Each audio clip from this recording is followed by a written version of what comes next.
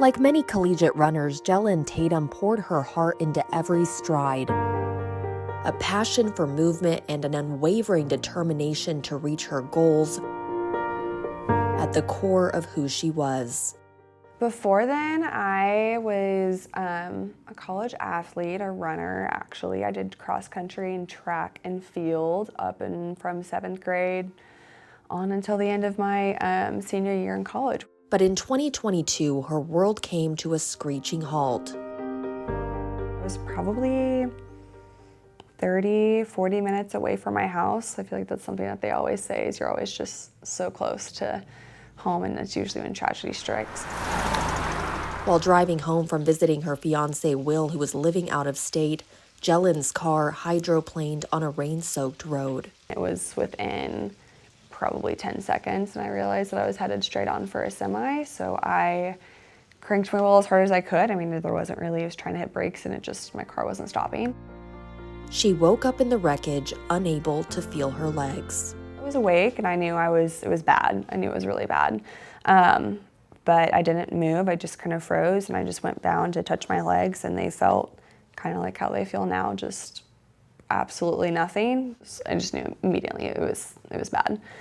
So at that point, I just kind of decided that I was just going to have to give everything up to God, and it just was truly not in my control, and I couldn't do anything about it, and except for just be there and control what I could control, which was really not much in that moment. After being life-flighted to a trauma hospital, Jelynn received news that would change her life forever. That's whenever the doctor came in, and then he just said automatically, hey, yep, this is really bad. It looks like your spine's broken. You're paralyzed is basically what that means, and you're probably not gonna walk. I knew I couldn't feel anything, and I could just tell by everyone's faces and reactions and things like that. I knew it was gonna be a really hard journey. Jelynn's journey led her to Hanger Clinic, where she met Darren, who believed she could achieve what others thought impossible. Okay. Jelynn came in, and her only goal was to stand for her wedding. That was her only goal. Helps that every day's arm day. Together, they designed a custom brace tailored to her measurements, strong enough to support her weight, yet discreet enough to fit under her wedding dress. And then she came in for the finished brace, and that last trip was when she first got to stand up again. What was that like, being there through the whole journey and seeing her stand? It was magical. It's good practice since I didn't get to do much last week.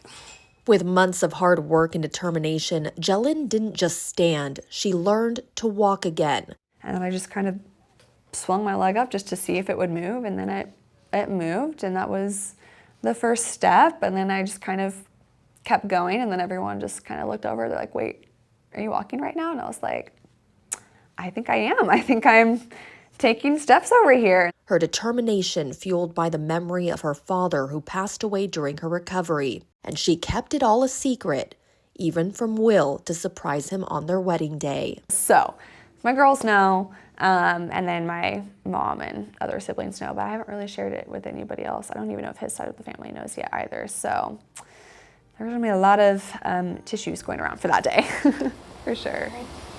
All right. Okay.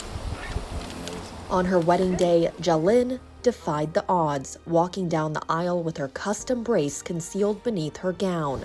You got it. Every step was a tribute to her father's memory and the unwavering love and support that had brought her to this moment. When you take a step back, and I think like 3 years ago to now, I mean, although I didn't understand anything at the time, it's just things are slowly starting to make sense as I navigate through everything. And I'm just grateful, honestly, that I'm, again, still here and I can still make things happen, and I'm marrying the guy that has been there at my worst time and at my best time, and I just can't wait to get it started.